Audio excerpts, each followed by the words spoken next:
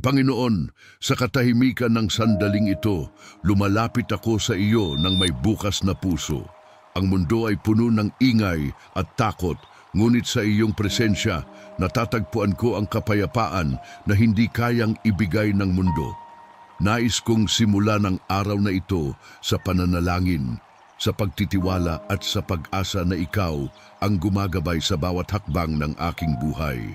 Ikaw ang aking lakas sa gitna ng kahinaan, ang liwanag sa bawat dilim, at ang tinig na bumubulong sa aking puso.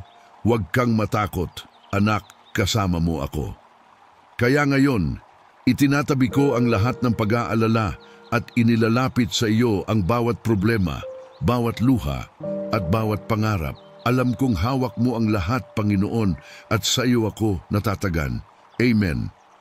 Kung naniniwala ka na kasama mo ang Diyos sa bawat laban, itype ang Amen sa mga komento at ipalaganap ang panalangin ito sa iyong mga mahal sa buhay. Ang Panginoon, sa mga oras na tila ako'y nag-iisa, paalalahanin mo ako na hindi mo ako kailanman iniwan.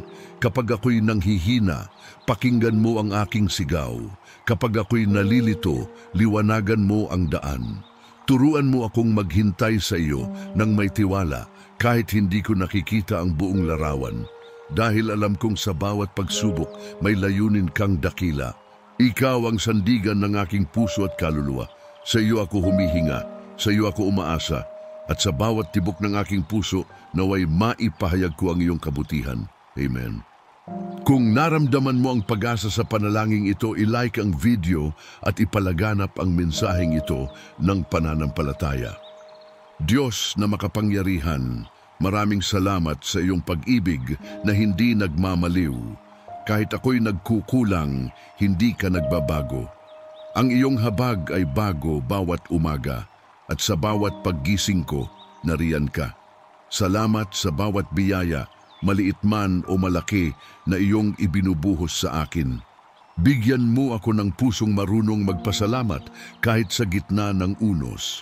Turuan mo akong makita ang kabutihan mo sa bawat pagsubok, at sa bawat laban, tulungan mo akong manindigan sa pananampalataya.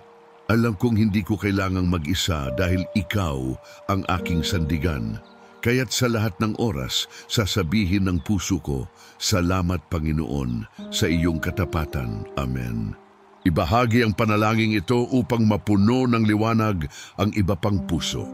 Sa oras ng pagdududa, ako'y tatahimik at makikinig sa iyong tinig. Dahil sa katahimikan, naririnig ko ang paalala mo. Anak, hindi mo kailangang matakot. Ako ang iyong Diyos. Ako ang iyong tagapagligtas. Kaya't ngayon, itataas ko ang aking mga kamay bilang tanda ng pagsuko.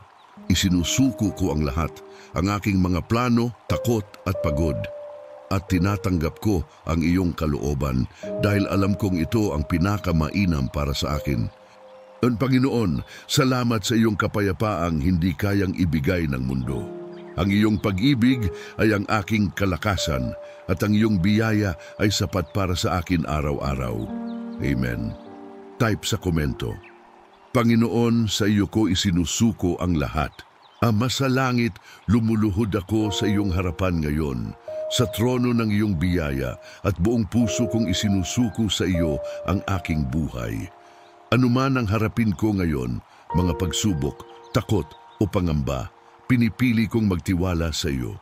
Salamat sa lahat ng iyong nagawa, sa ginagawa mo ngayon, at sa mga dakilang bagay na gagawin mo pa sa hinaharap. Alam kong wala kang nakakaligtaang bagay sa aking buhay. Nakikita mo ang bawat luha, bawat sakit, bawat pag-asa, at bawat panalangin ng aking puso. At sa gitna ng lahat ng ito, alam kong gumagawa ka ng mabuti para sa akin, sa tamang oras, at ayon sa iyong perpektong kalooban. Panginoon, gabayan mo ako sa bawat desisyon. Turuan mo akong lakaran ang daang iyong inihanda. Bigyan mo ako ng karunungan upang piliin ang tama at ng lakas upang sundin ang iyong kagustuhan. Naway sa lahat ng aking gagawin, ikaw ang mapapurihan. Salamat sa palaging pakikinig sa aking mga panalangin, sa iyong matapat na presensya at sa iyong walang sawang pag-aaruga. Punuin mo ang aking puso ng pasasalamat, papuri at pagmamahal para sa iyo. At habang tumitingin ka mula sa langit, naway makita mo sa akin ang isang pusong ganap na nakalaan sa iyo. Iniaalay ko sa iyo ang aking buhay, ang aking tinig, ang aking pananampalataya.